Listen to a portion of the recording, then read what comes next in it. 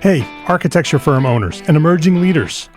Get ready for unparalleled insight into the development of a world-class architecture firm and a worldwide organization driving the digital transformation of the design and construction industry.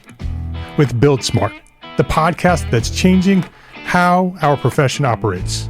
We share the incredible stories behind innovation in the building industry with my friend and co-host, Patrick McLeamy, FAIA, former CEO of the international architecture firm, HOK.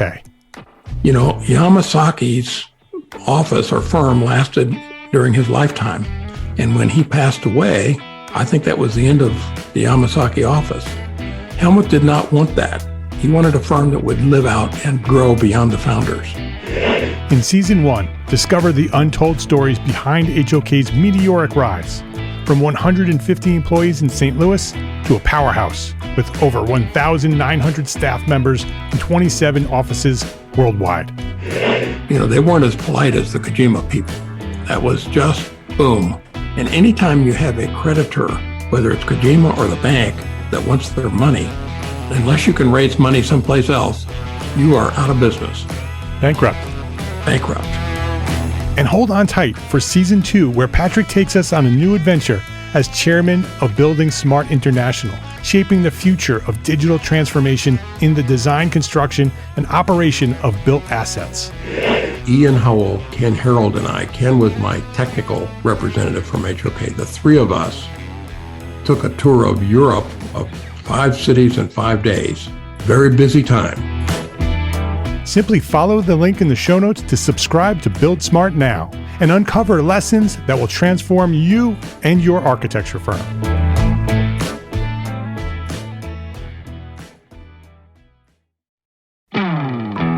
Hey, architecture firm owners and emerging leaders. Get ready for unparalleled insight into the development of a world-class architecture firm and a worldwide organization driving the digital transformation of the design and construction industry. With Build Smart, the podcast that's changing how our profession operates. We share the incredible stories behind innovation in the building industry with my friend and co-host, Patrick McLeamy, FAIA, former CEO of the international architecture firm, HOK. You know, Yamasaki's office or firm lasted during his lifetime. And when he passed away, I think that was the end of the Yamasaki office. Helmut did not want that. He wanted a firm that would live out and grow beyond the founders. In Season 1, discover the untold stories behind HOK's meteoric rise, from 150 employees in St. Louis to a powerhouse with over 1,900 staff members and 27 offices worldwide. You know, they weren't as polite as the Kojima people. That was just boom. And anytime you have a creditor, whether it's Kojima or the bank, that wants their money, unless you can raise money someplace else, you are out of business. Bankrupt. And hold on tight for Season 2, where Patrick takes us on a new adventure as chairman of Building Smart International, shaping the future of digital transformation in the design, construction, and operation of built assets. Ian Howell, Ken Harold, and I, Ken was my technical representative from HOK. The three of us took a tour of Europe of 5 cities in 5 days. Very busy time. Simply follow the link in the show notes to subscribe to Build Smart now and uncover lessons that will transform you and your architecture firm.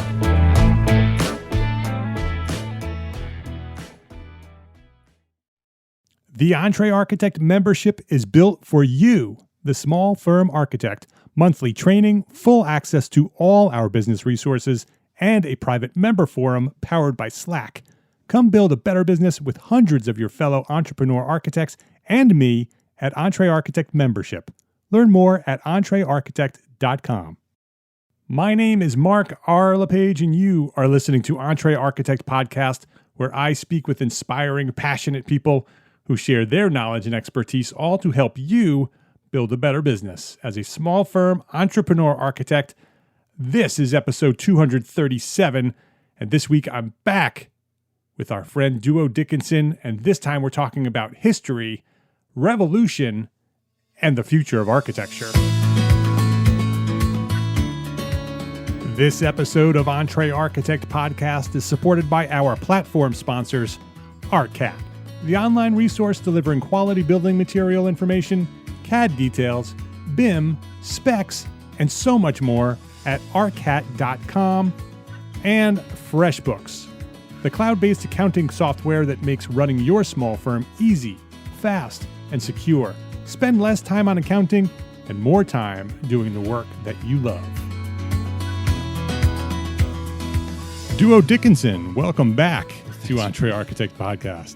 Thanks for having me. It's great to be here. This is exciting because this episode is different than any other episode I've ever done. Wow. I've done a couple of live remote recordings before. You're sitting right across the table from me. We're face to face here today. I've done a couple of other live ones with NCARB at the conference, but there's thoughts going on. This is the first time we're sitting down in my office with a guest. In your office, face to face, having a conversation. You were on recently, episode 229. Wow. So if anybody wants to go back to that, entrearchitect.com/episode 229. We had a tremendous amount of feedback from that. A lot of positive feedback. It was a conversation about artificial intelligence and the future of architecture, where we are today, where we're going. It was a great conversation. He had so many great ideas. I highly recommend that everybody go re-listen to that or listen to that for the first time. But I had such a good time at that recording that I wanted to come back. I invited you back to the show. You invited me up to Madison, Connecticut. That's exactly right. And now we're sitting here having a conversation. Well, I do a radio show, and what's easy to do when you do a radio show is you can actually record it and then edit it and then put it out there. And instead, what I and the producers at the radio station I work at value is the people in the studio talking to you live, and the energy and also the directness you get by having context as part of a oral presentation. Because even though people are listening to this, they're listening to it somewhere, and they can now visualize that we are somewhere. We're sitting in my office that a building we've owned for 31 years, and 6 or 7 people are working away, and we're at the south end of the office, and the light's coming in because it stopped raining for 5 minutes in the last month of rain. And I think that gives people that are listening in a sense that the disembodied voices we have actually have a context and a place and a reality, in that, we've both been architects for a while. I've been in one for a very long time. And in doing architecture, you have, I think, a sense of groundedness in our culture, which is different from all other professions. And the people that are listening in are typically people that make things for a living. And in so doing, you're considering places like this, and you're considering places like you are probably listening to this place, and you're aware of things that are not just on the radio. So I really appreciate you being here in this place with me. So thank you for coming all the way here to Madison, Connecticut. Yeah, this is exciting. And Madison is beautiful. I've been through Madison, like going other places, but I've never sort of driven through Madison and been here. It's got a lot of history. It's got a lot of architecture. If you want, when we leave, I'll give you a 10-minute tour of some stuff I'm working on. Yeah, I'm doing stuff all the way around here. It's easy. So happy to do it. Yeah, that would be cool. Yeah. So what are you up to today? We were talking about all these different things you're doing.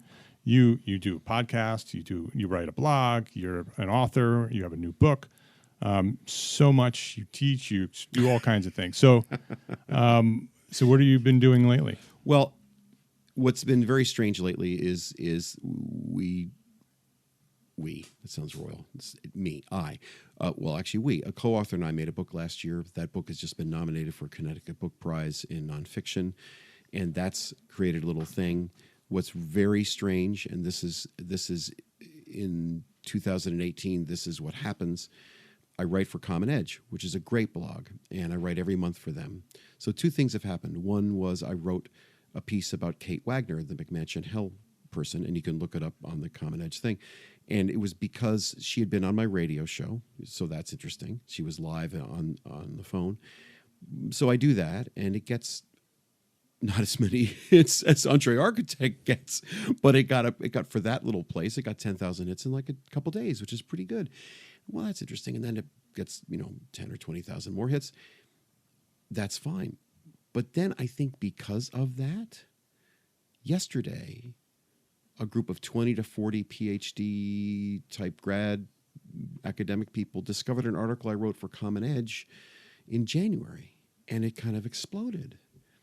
And then another person picked something else up. And there's a weirdness of intellectual sharing right now, which has to do with the fact that I think the capacity to share is becoming effortless, and the potential change in our environment manifested in all the politics that we have, but also I think in academia and especially in technology changing our profession, like our last talk about artificial intelligence.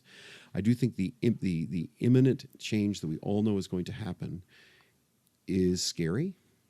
It's interesting, and it forces people to communicate because they realize they don't understand what's going on. I know I don't understand what's going on. And, we've got 50 projects in the office at any given time. So we're always dealing with clients and projects and meetings and budgets and code officials and everything, and meetings of boards and all the rest of this stuff. So I could be easily distracted by that. But since I just turned 63, I know there's more to it than that. And so I end up doing things all for free pretty much, but I end up doing things like giving talks. So 2 weeks ago, I gave a talk at Yestermorrow, which if anybody doesn't know Yestermorrow, it's up in Waitsfield, Vermont, which is near Warren, Vermont, which was really an amazing place called Prickly Mountain in the 60s and 70s, where a bunch of architects from Yale went up and they built these crazy houses with David Sellers. It sort of spun off this thing called Yestermorrow, which sounds hippy-dippy, and it's yesterday and tomorrow. Well, the bottom line is I've probably talked there 5 times in the last 30 years. It's a design-build program, yes. right? And it's this thing where it was intended not to be quote-unquote professional. It was embracing of anybody to come in, learn about basic design skills, but also about how to make things. So they do 40, 50, 60 courses a year, and they're all about the idea of connecting design and the tangible world in your ability to create and create with your brain and design things, and create with your hands to make things. So that synthesis of creation by Yestermorrow dovetails with something else that I'm involved with in these last couple of years, which is something called Building Beauty, which is a program based on Christopher Alexander's writings with professors from all over the world. And we had our first year-long teaching event or teaching thing in Sorrento, Italy, at the Santa Ana Institute. And I did something called the Home Program there. And so you can see all of that on the internet. It's all there. It's, you'll see it at Building Beauty, the Home Program. The University of Hartford is in a way co-sponsoring that this year with Jim Fuller. And so that's going to happen again this year. But in doing all of that, Yestermorrow and Building Beauty want to get together to reinforce their academic programs, get students from each to do both, and all the rest of it. And in doing that, the interim regime at Yestermorrow, they're finding a new executive director, said, "Would you like to give a talk?" I said, "Sure." So I give a talk. And so when they do that, they say, that says to me, I've got to actually talk about something. And if I give one more talk about my new work, I'll throw up. Because I've given probably 100 talks about my new work. And it takes 10 minutes to prepare for the talk, and you spend an hour and a half spewing baloney. Not baloney, it's true, but it's all the minutia of all the things you're doing and why you're doing them and what a cool detail this is and all the rest. And there's nothing wrong with that. And it's interesting, but it's not taking you anywhere, right? It's not progressing us. It's not enough. Yeah. At 63, it's not enough. So I want to do that because people want to see what I've been doing. So I do that. But here what I did was, and it wasn't what I would, and you can actually see it. If you go to my blog, Saved by Design, there's actually a video of it that the local television station made. The first 7 minutes are almost incoherent, but from about 7 minutes on, it's relatively okay. But I think you'll also find that it's somewhat rushed and maybe a little bit frantic, because in creating something new, I am acutely aware that if I go longer than an hour, people fall asleep or get annoyed or can't hear it anymore. So it was about an hour and a half lecture that I did in about an hour and 10 minutes, which is not good. So I apologize if you go and look at the video. However, having said that, it was pretty good. And I was also asked by a group of non-architects to give a talk tomorrow here in Connecticut. It's actually a women's group from the early 20th century. I forget the name of it. But they get 40 or 50 people that come after lunch and they listen to somebody give a talk about something. Well, of course, I'll talk a little bit of the book that I've done, A Home Called New England, because that's just won an award, or it's won a finalist designation, will win an award. Then that's why they invited me.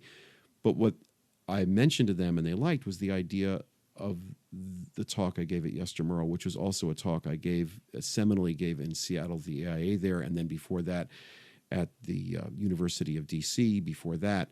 So it's been evolving for about a year, this train of thought that essentially in this maelstrom of designing things, there really are two and only two constants. If you think about it, technology always changes, codes always change, money changes, clients change, even code officials change, the magazines change, stylistic preference changes, the politics change, culture. Everything changes.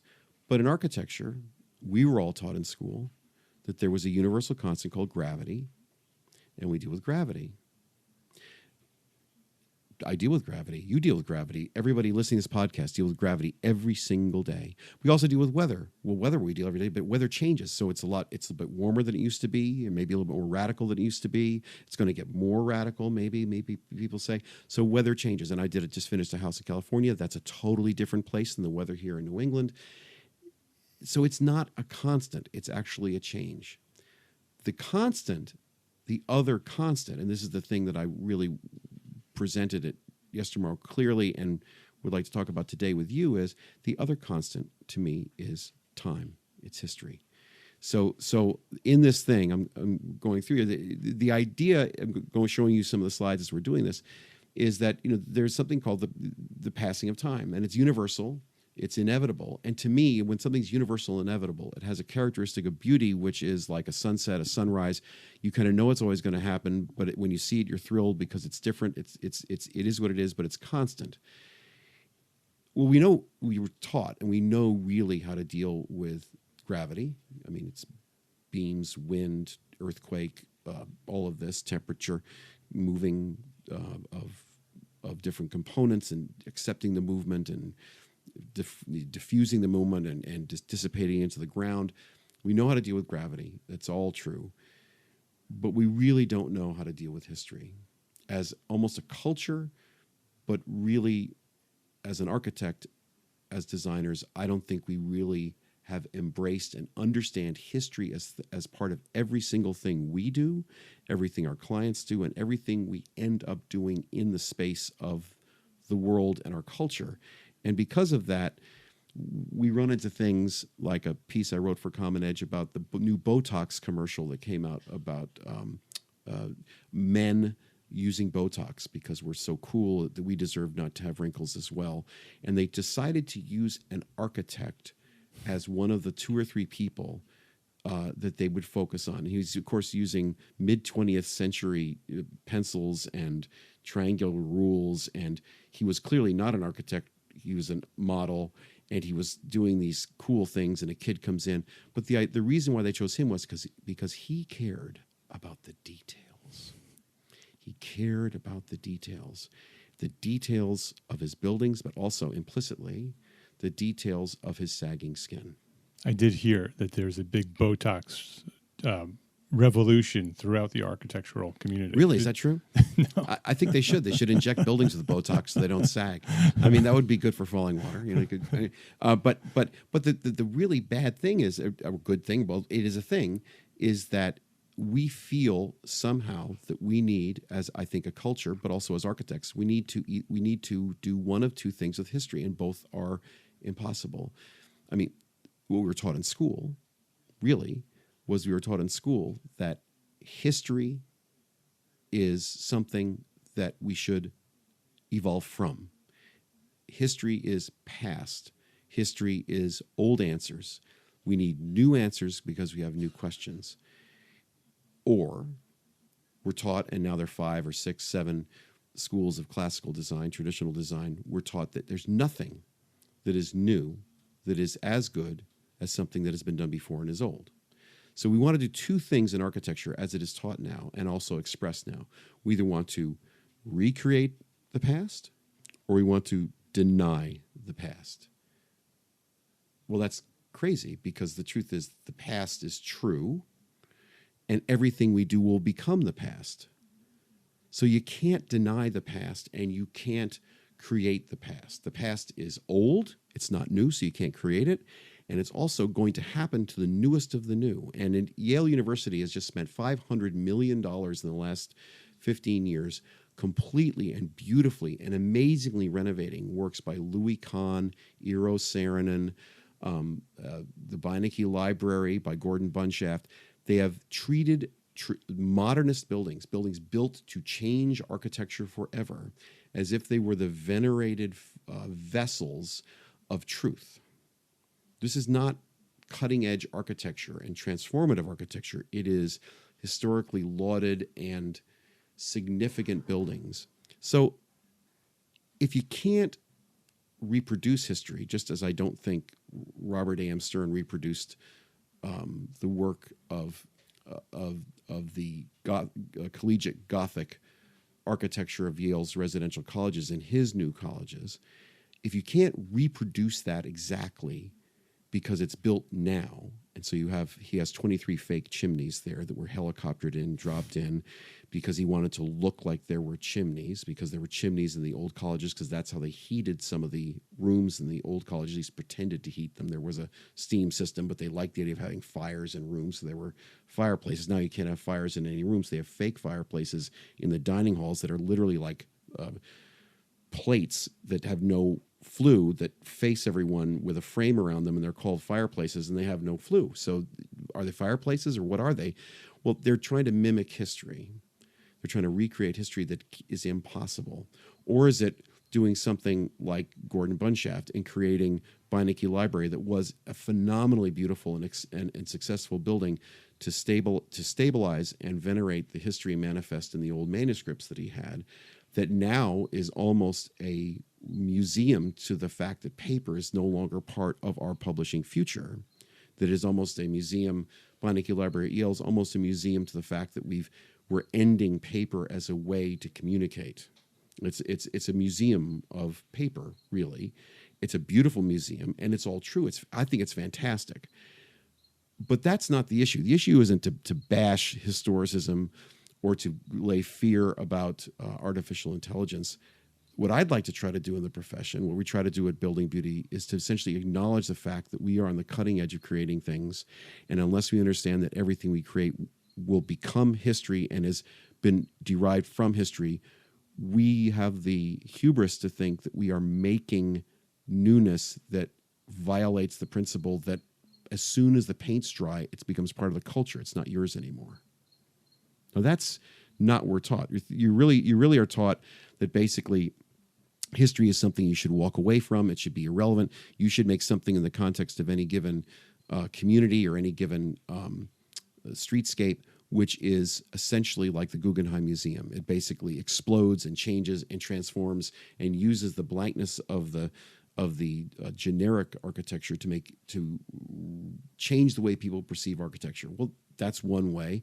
But it's also not wrong to think that that generic thing that you're doing in architecture is like our heartbeat. You know, it's essentially something where maybe sometimes you really do continue the heartbeat. You don't actually bust out into an aria of aesthetics and overcome the chorus and become a soloist. Well, you should probably do that in some things, but other things you shouldn't do it. So the problem is that people either think they should be the chorus, they should imitate the past, or they think they should be singing the aria. They should be the thing that's unanticipated, unpredictable, and in fact thrilling, without realizing the vast majority of all the stuff that's done by all the architects that I know is in the middle. Nobody who hires an architect to do interesting stuff usually wants to do a Xerox of a building they've already seen. Nobody that hires an architect wants them to, very few of them anyway, to create a sculpture they've never seen. So it's one of these things where we're all operating in this middle ground of creativity and reinvention and our culture, and that involves, I think, going counter to the replication of history, which has a gigantic industry in the historic preservationist movement, of which I'm a member. I'm a member of the New Haven Historic Preservation Trust. I'm basically a preservationist. I like old buildings. I deal with old buildings every day. At the same time, I do new buildings that people like because they're new, but also don't like because they're new, because I don't see any discord between maintaining Beinecke Library or maintaining my church, Trinity Church in the Green in New Haven, where we just did new steps that were made out of brownstone because the state historic department said if they weren't brownstone, they weren't legitimate. So we actually had to bring in brownstone from India to satisfy them because they wanted to reproduce history. And I wanted to use brown granite because brown granite has the same hue and the same sense and would last as long as this 2.5 times as expensive Indian granite we had to bring, Indian brownstone we had to bring in. Probably longer. Well, the Indian brownstone probably will last about as long, but the truth of the matter is it costs 2.5 times as much. So it's certainly not historical. It's coming from India. It's coming from India. They would not have built it that way originally. And what it replaced was actually concrete because they'd smeared over the brownstone over 150 years ago with concrete. So what is this? Are we doing a kabuki dance of imitation, or are we pretending we're inventing? What I really want to talk about today is the fact that when you actually want to create something, there's this group, which is a wonderful group, which is, and I'm spacing on the name now, but it's the American Classical Institute. That's the wrong name, but it's this great group of people that want to rebuild Penn Station exactly the way it was. I mean, exactly the way it was. And the only way to do that is to use artificial intelligence to actually create the CNC machines, to use 3D Xeroxing to create all this stuff, because then you can scan stuff and you can make stuff just exactly, by the way, what they did in a lot of the stuff at the Yale colleges. You'd make something, you'd scan it, you'd 3D print it, and you'd make it. The truth is that's probably not going to happen because they don't have the political clout. They've been now announced plans to renovate the existing horrific building, Penn Station, that was done in 1966. It is a bad building and all about economics. They're going to try to fix that, not build the new Penn Station, but there's been enormous support to build a new old Penn Station because I do think people find comfort in the past.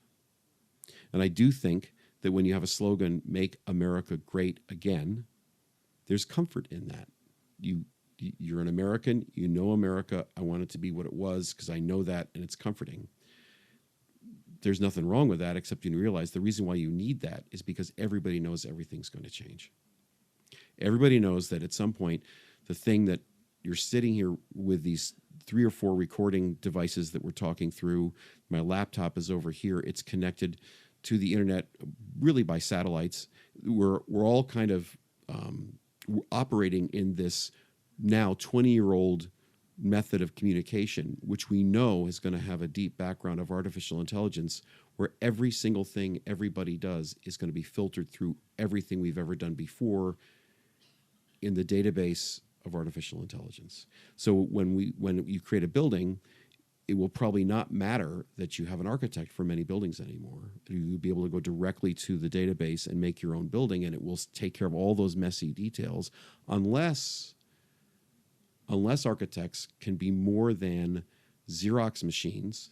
By the way, historic preservation, if you're going to try to make a living doing historic buildings, artificial intelligence will do a better job than you will. And if you're an architect that says, I'm going to make a new building and that's never been done before, and I'm going to use artificial intelligence and I'm going to rely on that to make a new building, you just lost, because artificial intelligence is only the stuff we've already done. It's the database of the things that we've created, and now we can combine them and recombine them. The only way to take what we have done as humans and take it to a different place for the next generations of humans is to realize that history is just as important as gravity when you make a building. That the disembodied reality of the hubris of trying to invent history with modernism, or the fearful replication of what has previously existed, in super traditional historicist architecture, those are two ends of a spectrum that deny the fact that it's only through invention you can actually create something which pushes the culture forward. And invention doesn't mean new for new. It means new in the context of what does it mean in the past, the present, and maybe the future. If you don't understand that there's like a time continuum, what you're doing is creating a disembodied reality of what you perceive to be the future of humanity, and somehow figuring out how you can do something that really will shock and thrill people. Well, shocking and thrilling people, to me, if you can get somebody to pay for it, is fine for the moment you shock and thrill them. But the buildings are now around for at least a generation until they get torn down. And the truth of the matter is, if you compel people to address shock and awe in your architecture, to me, that's just as shallow as you're making a building they've seen 100 million times before and have no shock and awe. In fact, they yawn when they see your building. So the vast majority of buildings would benefit from architects learning that history is part of every single thing they do right now, that the history of the past. I mean, when making this talk, I kind of realized that there was actually a truth that we don't want to actually deal with, which is that every zoning code is history. It's our way of as a culture of looking at our communities and saying, well, what have we done? What should we do? The zoning code will shape that. Well, unless you understand that, you can't, as an architect, go in front of a board and say, well, in the past, you were thinking about this. Well, what about that? I mean, one of the great examples is, I don't know if you've ever known the architect named Will Armster. He's a local architect out of Guilford, Connecticut. No. So he goes to the historic district or the historic town of Guilford, Connecticut. I'm not sure this is actually in the historic district, but there's a site, and he wants to do a condo. And for reasons best known to Will Armster, who basically is a genius and is not young, he goes 30 years ago in front of the town, and a good friend of ours, Jim Wilson, actually helped make this along with the Rabers. Actually, had physically themselves built this while they were in their last years of high school. He presents to the board essentially the Starship Enterprise. It's a floating lozenge that's supported off the ground.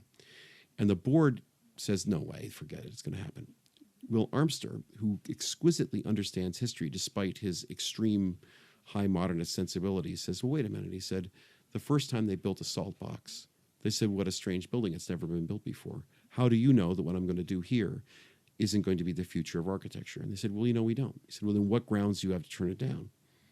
And they thought about it, and they said, really? Actually, none, because you complied with all of the setbacks, you complied with the height limitations. Your use has to be approved, which is, I think, 8 units in a place that normally only has, maybe 2 units. But he was able to show them a tapestry of history that enabled him to say, given the context, the fact there are other non-traditional buildings around, that this is just as historic as any other building, maybe not now, but in a generation. And in fact, the odd thing is that if you say to anybody in this sort of shoreline community, oh, the Starship Enterprise in Guilford, everybody knows where it is. It's become part of a living history. And who knows if it's a good building or a bad building? I rather enjoy it. It's literally just like the Guggenheim Museum. You see Cape, Federal, Salt Box, one after the other, and then Starship Enterprise. Yeah. And it becomes this kind of wonderful expression of Will Armster, who is an architect that people will know after he's gone. Well, if your sole purpose is to let people know who you were after you're gone, do you want to do it in a way which says he argued in front of the zoning board, this is part of history, or does he say, screw you, I want to do this because I think it's cool? Yeah. I mean, I know Will well enough to know that he didn't say that and didn't mean that. He said, I am part of history. I've made a lot of buildings. They're all different, but they're all grounded in where they are because I know what's going on. And it's my vision here in my place where I live, and he lived in Guilford, raised 4 kids in Guilford with his wife. This is who I am. And that also allowed places like Yestermorrow and that whole community of young architects to build crazy houses in Vermont and actually not be rejected, actually kind of be embraced because they realized they were in a different place. They knew they were in Warren, Vermont, in Waitsfield, Vermont. They knew that they were up there on Prickly Mountain making these totally crazy things. And that was part of what they knew because they knew where they were in history. They weren't going into Manhattan and saying, I want to build this skyscraper because it embodies the vision of the 23rd century that we will never see. It's the level of hubris is dialed back, but the level of expression is completely unfettered. If you understand that what you're doing in history has a basis beyond you. If you're subsumed and says the basis beyond you is everyone else and I don't count, well, then you're replicating history, and that's not leading anything forward. If at the same time you're saying everything that has happened is irrelevant and bad, I'm going to make something that hasn't been done before because everything in the past is bad and only the stuff that is in the future and unseen is good, well, that's also just ridiculous, right? So that sense that history is the only other immutable constant in architecture is something that I think we're going to try to do in building beauty. I mean, because what I said, and here's the little thing, this little slide I did at Yestermore, and I'll do the same thing tomorrow in North Haven, Connecticut. I said, you cannot deny gravity. You cannot deny history. If you copy, you are not creating. If you deny context, you are blind.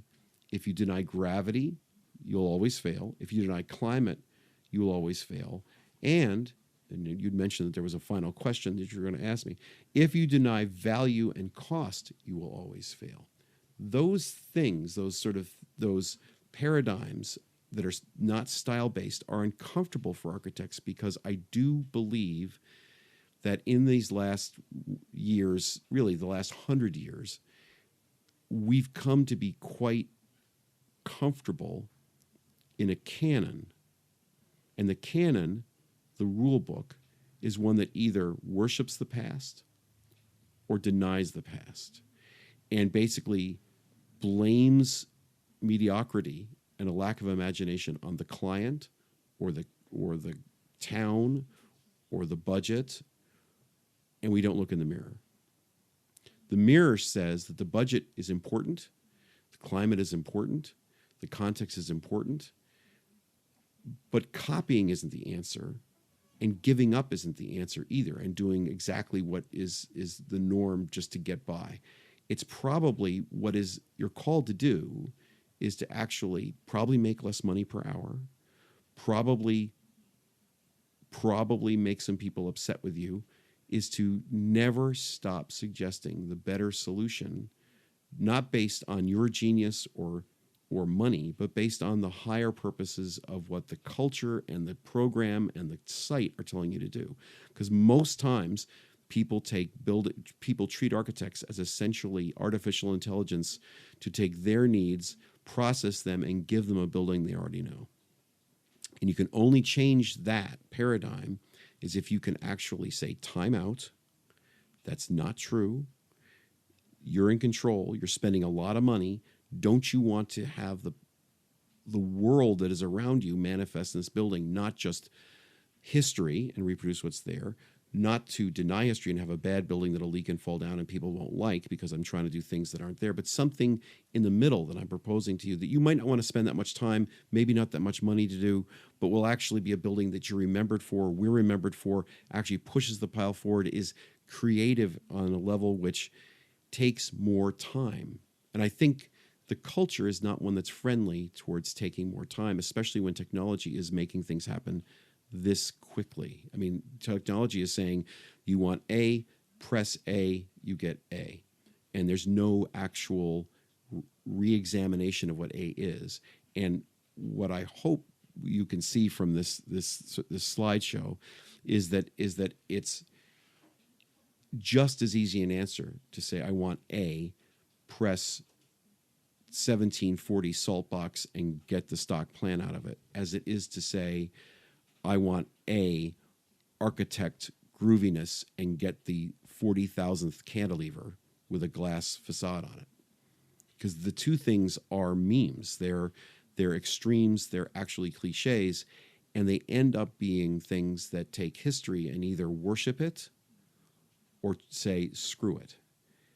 And you can't worship history because it's profane. It's who we are. It's just as shallow as we are. It's just as noble as we are. It's who we are. It's warts and all. History is everything. It's stuff that's ugly. It's stuff that's beautiful. It's just part of our past. And you also can't take something that you're going to pretend denies history and make it better than history, because who knows? It could be better than history, but you're not going to know it in your lifetime. If the intention is to do something that screws history, probably it's just going to be a bad building. And it's because, to me, this is the next slide, I basically said history is everywhere. It's all the time. It's in the designer and it's in the user. So the reality is that history or the future are not styles.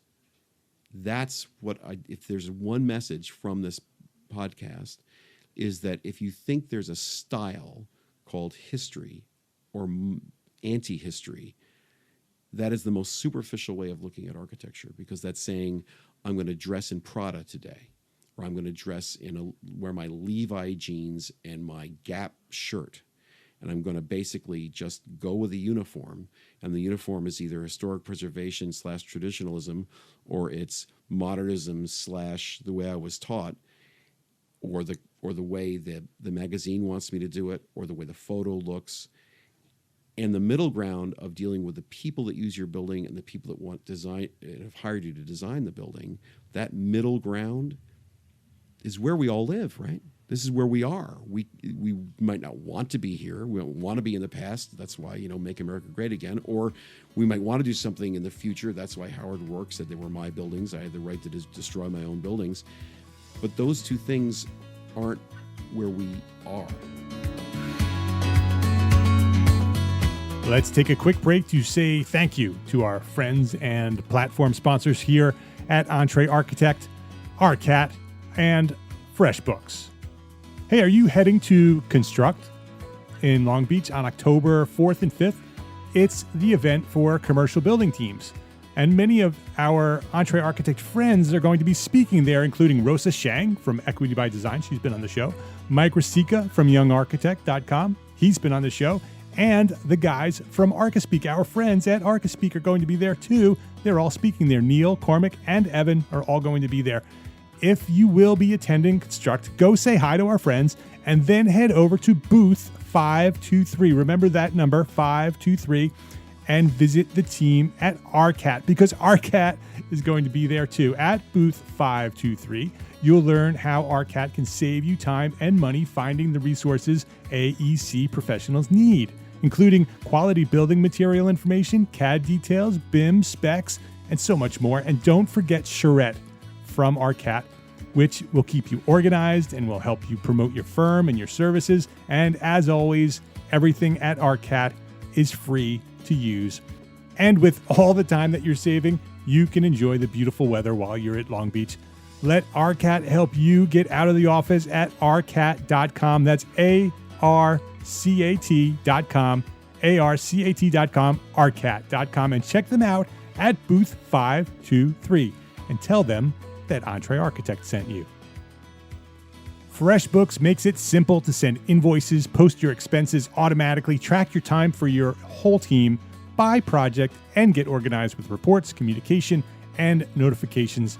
And getting started with FreshBooks is ridiculously easy. I did it. It is easy. Most people send their first invoice seconds after starting their free trial. The same goes for time tracking, managing expenses, collaborating with contractors, and viewing financial reports. It's fast, it's easy, it's life-changing.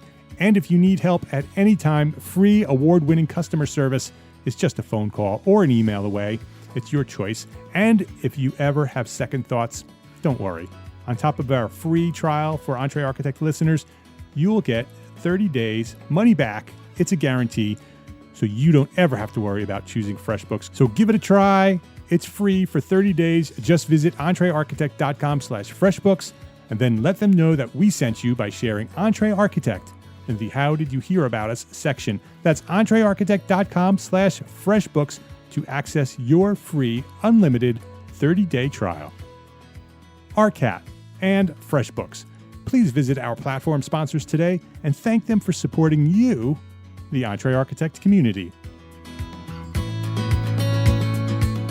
have a question about where we are. We've all been through architecture school. We've sat in the big auditoriums and listened to the lecturers teach us history. And history is taught in categories of style. Right. You know, they go through the different styles, and there was modernism and there was postmodernism. And when I was in school, it was constructionism.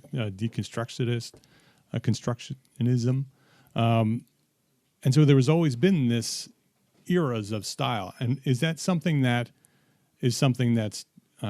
contrived, where we're looking back and we're saying, okay, during that period, all these things happened and everyone was copying one another. And so that's the style. And then the next style was a rejection of that. Yeah. And so now that's completely different. And that period happened. And then the next style was a rejection of that style. So there's actually two questions. One, are there styles in history? And today, where do we find us today? Because today we're in a situation where we have technology, and technology is changing every day. Every day you wake up and there's a new technology, and things are changing so fast. You know, the rate of change is so much more than it's ever been in history. Are we living in a period that has no style, right? That has no definition, right? Because of that constant change. Right. So, what is your thought on that? Well, to be honest, it actually comes back to this book that I just wrote. If you take a look at it over here, it's called The Home Called New England. And if the average person looks at this book, they will get, I think, severely disappointed, because the truth is our culture is humans. Forget about our culture. All humans, whether it's in Connecticut or in Tanganyika, which doesn't exist anymore, but in some part of the world, they want to be able to understand and put their arms around the stuff they see around them. They want to be able to categorize them, at least intellectually, sort of cubbyhole them, make stepping stones out of them, get a sense that there's a past, a now, and a future, that there's a progress. You're walking up a stair, you're not walking down a corridor, and least of all not walking down into a tunnel. You're going from point A to point B, that there's an aspirational direction. The only way to do anything that is progressive is to delineate in a way that is sequential. This is what we did, that led to that, that led to that, that led to that. There's a really nice progression in architecture from early technology to middle technology to present day technology to future technology. And you can just see that technology and economics push all of culture in a certain way. But you can also see that in that time, both my sons sing, but one of my sons is a true musician. And if you look at music, you could see that going in that exact same stepping stone, you know, from Baroque to Romantic to High Romantic, now into something called New Music, you begin to see the disembodiment of music from something which is widely accepted as something which is personally expressive by the performer and the composer. And it becomes far more individualistically kind of hit or miss. You either love it or you don't love it, but it's an expression. It's not about moving a group of people. It's about expressing an individual. Well, I think in architecture, what you have is, and forgive me, this is probably something I shouldn't say, but what the heck.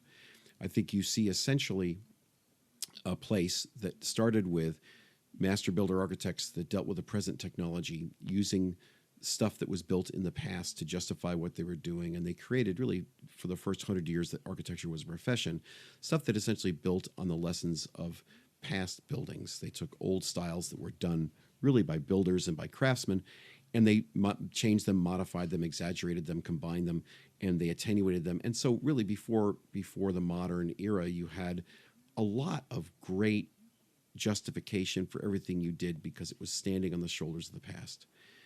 With that stuff that we all learned about in school, which was the modern movement, you began to say that is an intellectual excuse for laziness and also for shallowness. So that became a thing where the expression and the abstraction and the lack of history and the lack of context and the lack of materiality in many buildings became a way to judge buildings with that same sense of personal expression that modern music has, or two-dimensional art, or you could make many cases about many different aesthetic things, that the personal expression ethic was more important than the cultural acceptance love ethic. So, but because we're humans, we dumb down that personal expression to be a style. Just like those antique details were combined and recombined with the Gothic, collegiate Gothic architecture that Stern transmogrified into his new old building, modernism became something where there were modernist ways of doing things that pushed away anything other than the replication of a curtain wall, of a cantilever, of a jointless facade, of all the things that we all see in architecture all the time, of sculptural expression, of climate denial, of all these things that we see and venerate, these things that disembody themselves from our present culture, they become a style. So the truth is, architecture is style, because style is essentially the two-dimensional reality of what we encounter when we look at books or TV screens. But just like this book, A Home Called New England, if you think about architecture as style, and you think about this book, A Home Called New England, as essentially a history book or a best of book, or something which you could actually tangibly see a beginning, a middle, and an end to, you will be disappointed, because the truth is, you walk through buildings. Buildings participate in their communities. Buildings are created, are changed, and evolve, no matter how they're started, so that there's a messy human quality to buildings which transcends style. And my hope is this little book transcends a history book, transcends a best of book, and presents over 400 years of New England's history. We basically try to just show interesting things without prioritization, and also without any historical justification. In other words, I talk about 60 different people. I could have talked about 600 different people. Why I talked about those 60 has nothing to do with the fact that they just interested me. You could make a case that in architecture, when you hire an architect that has a track record of doing things, you're hiring that person because how they look at the world is interesting to you. And it's not about a style. It's really about the combination of the culture, the context, the designer, and the patron to make something that impacts all those things. And that's why history, which is the sort of perception of much larger things than ourselves, that historic reality of architecture is not about creating a style. It embraces the way things look and is about styles, but the human desire to categorize, to justify, to CYA yourself into being acceptable to certain magazines, acceptable to certain other architects, acceptable to other clients, to other businesses. I mean, there are people that design 90% of the buildings we see around them are buildings that we say, like, who designed that? Who designed all the Wendy's? The new Wendy's is being built in East Haven, Connecticut. You look at that, some person drew every detail of that building because it's on a specific site, and you go, who did that? Well, who really did that was the Wendy's marketer said, I need to have this thing. And some architect put this together in a way which is perfectly fine. Is that creative? Sure, it's creative. Will it change anything? It won't change anything. Will it sell burgers? It'll probably sell burgers. Does that mean it's bad? Well, it's not operating in a thing that would advance anything, but it solves a problem, right? It actually, so is it bad? Sure, it's bad in terms of progressing architecture beyond the client need and changing the context beyond the miracle mile that it's sitting in, but it solves an issue. My take is, though, that building will cease to have an architect in 20 years. There will be a program called Wendy's 3.7, and you'll press a button for store number 612, and the drawings will spit out after they've processed the zoning code and the survey, and there'll be a fully engineered set of drawings to build this building for $15,000 that used to cost $40,000, and you'll build it.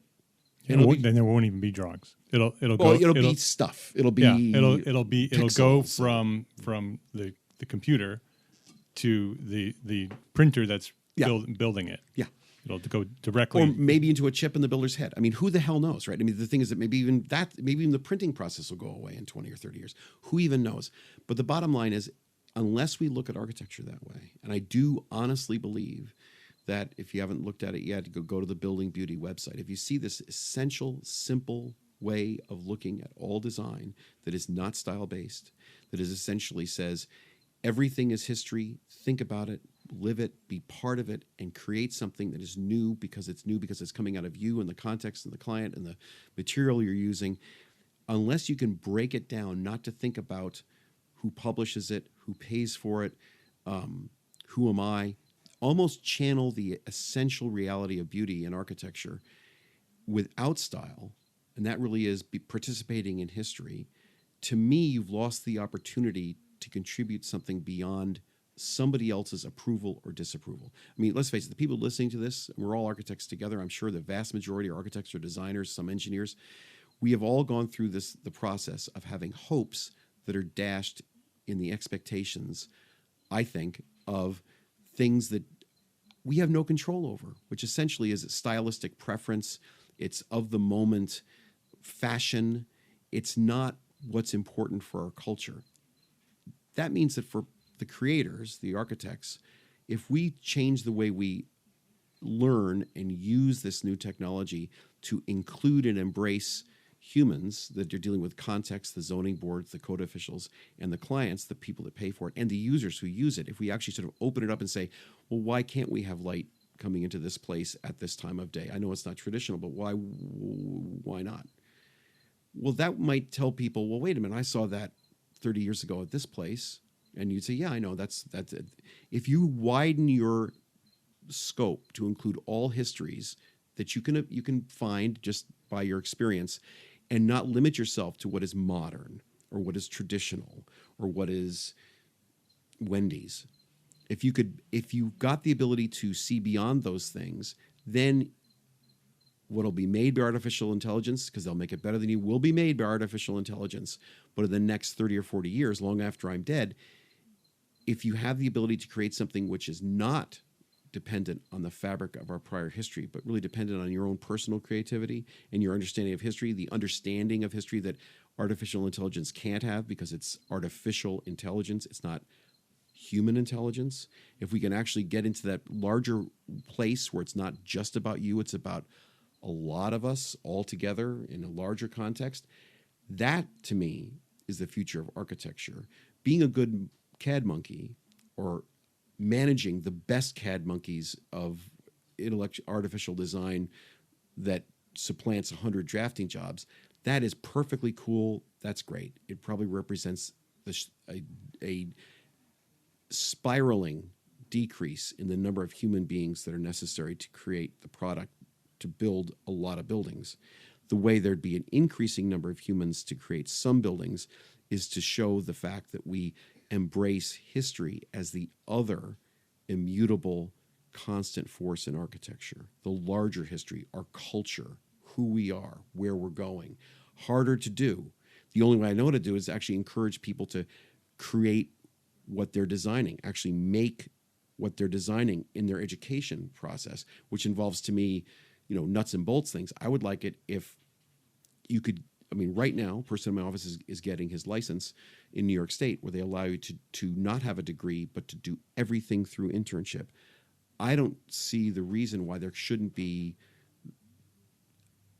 20,000 architects in the United States that did not go to school, that learned through doing with people that are accredited, who maybe didn't go to school either, at the same level as somebody who went to 8 years of school. The idea that you would open it up to the actual doing of architecture versus the learning of architecture, that's harder to enforce, harder to judge, harder to certify, codify. But I do think that if we fall back on the CYA of degrees, courses, professors, as opposed to experiencing and doing, which is harder, longer, more mistakes, less measurable, I think the profession is limited, and it will be limited.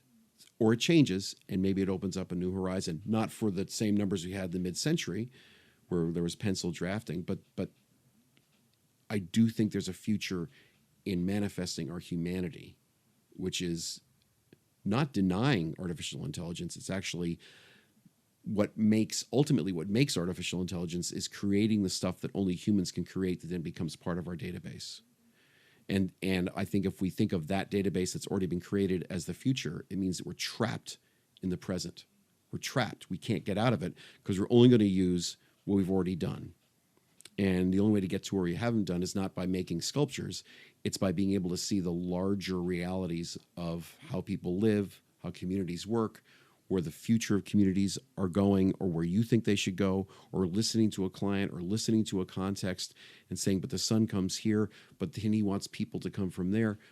Whatever it is, that ability of humans to accept, absorb, digest, consider, and then give back, that process doesn't subvert artificial intelligence. It'll actually use artificial intelligence as opposed to being used by artificial intelligence because it replaces that creativity.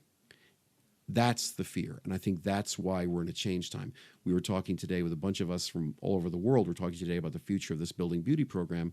And the reason why I was very positive about it was because in the acceptance of some of the stuff that I've written and other people have written, there are these sort of tender shoots that we have a group in India, actually, a group in Strathclyde, England, other places that, and actually a group, this subgroup I think I mentioned about these people on Twitter, that 40 people in academia, PhDs, that saw an article I wrote and kind of went off on it in a positive way, saying, this is the way to look at the future that I hadn't thought about before. Because the truth is, if human beings can just be who they are, human beings, and not fearfully embracing the past or running away from artificial intelligence and blaming it for their own mediocrity, if people can actually sort of embrace the change that's going to be happening, which is going to be happening whether we like it or not, I think architecture's got a real future, because I think it embodies the best aspects of human creativity and intelligence. And also, I think, challenges the practitioners to stop imitating, to stop copying, to stop designing for somebody else's approval, but to design in a much larger context of history, which if you do it correctly, even if you go off on a bad tangent, at least you're expressing the realities that you're asked to deal with, as opposed to the priorities of, will that look good on the cover of architectural record, which is what the vast majority of the high art architects do, is they say, what will this look like in 2 dimensions? And they'll design to that photograph. And that's been the ethic for 100 years. And I think that's why we're going to, unless we change, artificial intelligence will kill this profession. I have two. For one, I want to talk to you again about the future of architecture education. You bet. Because I think the future of education is going to be dramatically different in the future. Absolutely. I don't think it'll be university-based. No, it'll take a right. long time. And that's going to change the way architects are educated as well. And every other profession. Yeah. And so I'd love to have that conversation. Yep, I'm with you. Before we wrap up, I wanted, and before I ask that last question, I want to ask one more question about history. We're obviously living within a revolution. We're living a revolution right now in technology and architecture and the way things are happening. Massive change. When historians look back to this period, what do you think they will say? How will they define it? Like I said earlier, history is defined in these categories, in this nice, clean packages with bows on them. Are we living in another period that will be easily packaged and bowed, or are we living in some other, because of this revolution and because of this unprecedented change? Are we living in a time that will have no definition? If you look at the superficial manifestations of architecture, which is essentially architectural journalism, nothing has changed. The same buildings that are being published now could have been published 40 years ago. The same metronome of acceptable high modernism is published. However, if you look at the writings and the smaller stuff, the unpublished stuff, that a minority of people are doing and saying and thinking and talking and teaching, there's a ripple in the force. I mean, the force is the canon. I went to Cornell in the 1970s. No whiter male place has ever been than Cornell in the 70s. It was white, male, Ivy. And the only thing that was bad for me was I wasn't a modernist. If I had done all of that stuff, I'd be probably wearing a suit right now, and I'd be somewhere in a major metropolitan area wearing glasses and sipping a martini early for lunch. Not happening. So right now, we're at a place, and we were just talking about this in the call, from all those different places in the world, where a woman from Edinburgh says, tell me what's happening in America, what's changing, what's going on. Well, it doesn't really matter where you fall on the political spectrum, but the truth is we've never elected a Donald Trump before, ever, period, end of story. Whether you agree with him, don't agree with him, the reason he was elected, and it was with a minority, but he was elected, is because he wasn't what was. He just wasn't. So you had 63 million people vote for someone, more than half of which, with exit polls, said they thought was not a great person, didn't like him.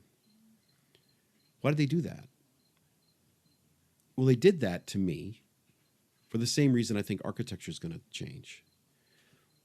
What is fitting less well with where we are, and we think the way it's going to be, that there's actually an ominous sense that we're missing the boat, that there's something going on that we can't control, and it's going to control us, and that's not a good thing. So you elect Donald Trump, who is actually, love him, hate him, is the anti-candidate. He's the anti-politician. He is the no, screw you person. They elect him. They do that not because they're happy or they want a future. They're unhappy and they want what they had in the past. My fear is that if you are acting in your life to recreate the past, you've lost before you've begun, because the past is the past and it can't be recreated. If, on the other hand, you think you're going to define and create and perfect the future by what you're doing now, you've also lost, because the future is not controllable.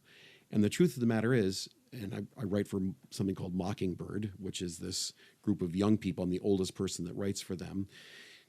The entire blog is about human control and the fact that when human beings have faith in control, they've lost. Because the truth is you can't control much. Life controls you, but you can actually mitigate and change and make things happen. So the truth of the matter is, I think when people look back at this is a high point of perception by the human race that I know of a growing lack of control. So this will be not in a way that's the same as the summer of '68, where presidential candidates were killed and cities were on fire and kids were growing long hair and not shaving, and there was a us versus them reality. It's almost harder in that there's none of that obvious old, new, baby boomer going against the greatest generation, ossification versus change, sex, drugs, and rock and roll versus propriety and dry cleaning.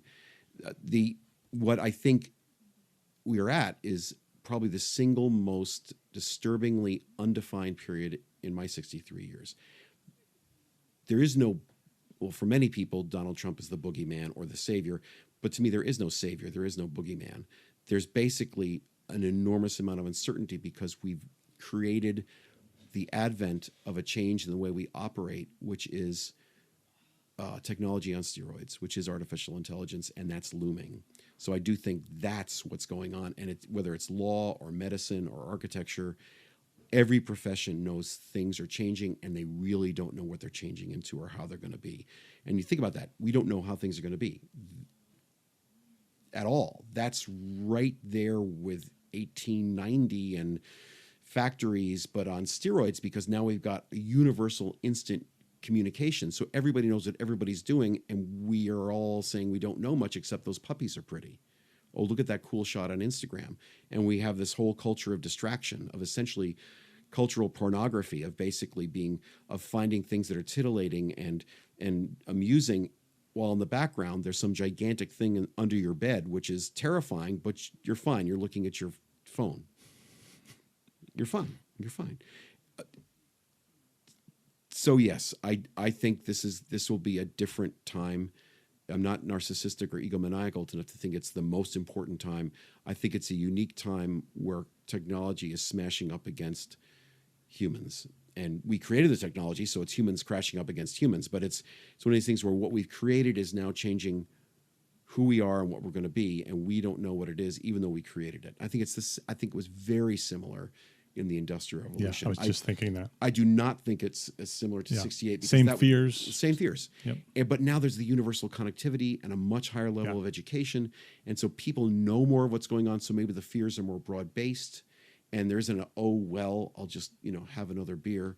There's going to be like, what am I going to do about it? I'm going to go out and, fight Trump, or I'm going to go out and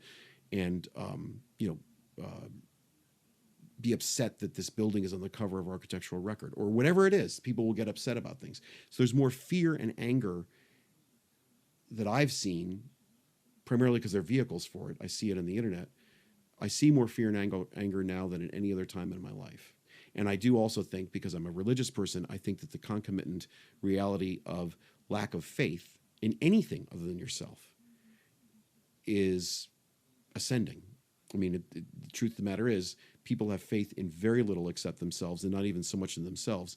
And that lack of a sense of a larger purpose is that denial of history, which I find pervasive in its manifestations as it bleeds through the culture of architecture, music, everything that we create that's not part of our essential existence, which manifests our hopes and our dreams. If the hopes and dreams have no faith in anything greater than ourselves, those hopes and dreams become sad. They become terrified, and they become self-expressive hopes and dreams. Then people relate to them less, and so it's not good. So that's a good one. This is a deep one. So I want to mention to the listeners, we're going to have everything linked up on the show notes. So we'll have the slides. We're going to have a link to the book. We'll have a link to everything that Duo is doing. And I want you to comment on this. There's a lot here to talk about. So comment on the blog at the show notes, and comment in the community at Facebook, EntreArchitect.com/group. We'll get you there. Duo, before we wrap up, I want to ask you the same question I asked you last time. Yep. What is one thing that a small firm architect can do today to build a better business for tomorrow? Well, last time I said it was do good work, which is duh. I mean, not a lot of thrills there. I was asked by a website on green architecture about the one element that seems missing in a lot of people's perception of the validity of justifying green architecture. That they look at it as a straight economic equation, and in many ways, green architecture fails because doing something that costs too much initially to have a payback long term financially doesn't express the ethical values you have. So green architecture, which is often quite religious in its generation, ends up not being manifest. So that's true. I came back with one simple equation. I said, well, if architects, if architects, because they're the ones that are framing issues in construction, if architects understood the difference between cost and value, just that distinction, what it costs, but how valuable is it? And they frame questions not in terms of, oh, you can't afford this, but it costs this much. Does that fit your values? That simple switch from a balance sheet to a mirror to what you think is important. If you can break the project down so that you can understand what costs what, meaning you have to understand construction, you have to understand what the builder's motivations are, you have to understand about technology and what the options are in technology.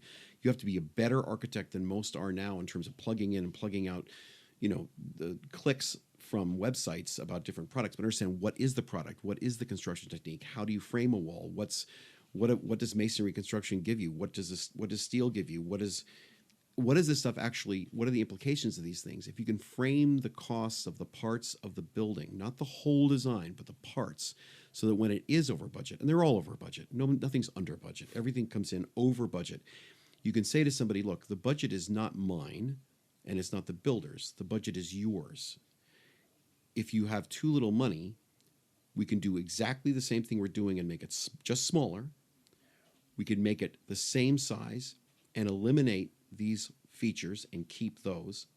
Or we could say, think about the building in terms of what your values are. If your values are, I want to gift to the community, then what can I do to afford that gift, which might be a facade, it might be lighting, it might be windows, it might be something which involves a water fountain, it might be a bench. I want to give something to the community. What do I have to not do to afford that? So it's the cost versus value linkage that I think only architects, to be honest, only architects can provide, because builders want to make money, owners want to save money. In theory, architects just want to make the best thing they can make for our culture, and that is reflective of the owner and reflective of the context, and obviously that means the site, but obviously also means the builder and what the builder's comfortable with.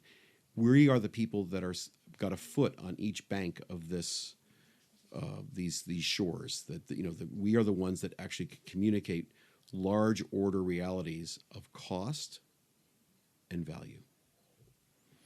duodickinson.com on the web. Savedbydesign.com is the blog. Active contributor at the Facebook group, so thank you for that. I appreciate you being there and contributing. You can find Duo everywhere on social media. Just search Duo Dickinson. You'll find him. Duo, thank you very much for sharing your knowledge here with our community. Again, it's been a very interesting conversation, and I appreciate you for being here. Thanks. So there you go. What do you think about that one? That was episode 237. Go share this one with a friend. EntreArchitect.com/episode 237. And I want to know what you think about what Duo just finished saying there in this episode. You can go to EntreArchitect.com/episode 237. Post your thoughts there at the show notes, or go to the Facebook group, EntreArchitect.com/group, and share your thoughts. What do you think about what Duo just said? He said a lot. Very deep, lots of information there. Where do you think the future is headed? Is the history affecting our future? Is this time, this period that we're living through now, will it be looked at as undefined? Is change happening so rapidly? Can it be identified as an era, as sort of the style of this period? I want to know what you think. So definitely go over to EntreArchitect.com/episode 237 and post your comments, or I'll see you over in the Facebook group. And before you go right now to EntreArchitect.com and go learn more about EntreArchitect membership. It's a new masterclass expert training webinar every month. So we bring in an expert every month on a new topic, live webinar where you can ask questions and get questions answered.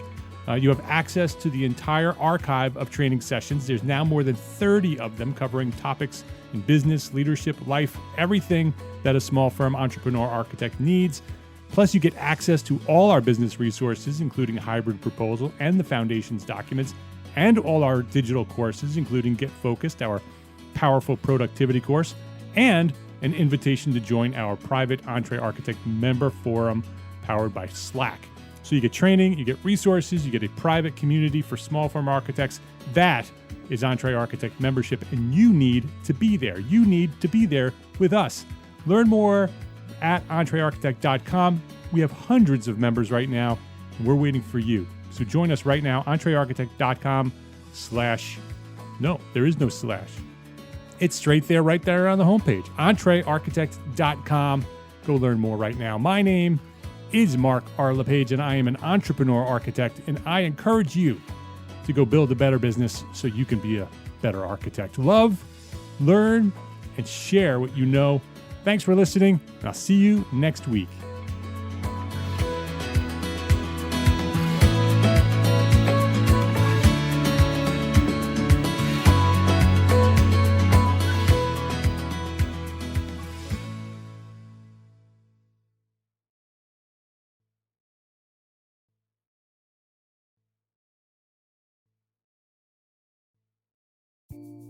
Imagine earning continuing education credits while doing exactly what you're doing right now. Well, you can. Gable Media has revolutionized the way you earn your continuing education credits with a groundbreaking approach. Forget running around town and scouring the internet for credit-worthy courses. Fulfill your CE requirements effortlessly by listening to engaging podcasts just like the one you're listening to now. Our podcasts are designed to educate, entertain, and inspire, all in a user-friendly environment. But wait, there's more. Architects, Gable Media is also approved as an AIA continuing education services provider. Upon completion, we handle everything, from reporting your hours directly to the AIA to storing your certificates in your personal Gable Media profile for your self-reporting needs. So follow the link in the show notes and start earning your credits in the most innovative and entertaining way possible with Gable Media. Attention architects and creative minds. Get ready to supercharge your brand with Build Your Brand, the podcast that's unlocking the secrets of branding success for creatives. Hey there, it's Mark Arlepage, founder of EntreArchitect, and I'm inviting you to join my friend, architect marketing expert Jeff Eccles at Build Your Brand podcast, where he explores the captivating stories of the world's top brands and transforms their lessons into powerful moves for small firm architects and creatives like you. In Season 1, Jeff shares the thrilling tale of Southwest Airlines, where he dissects their journey to the summit and distills it into strategies tailor-made for you.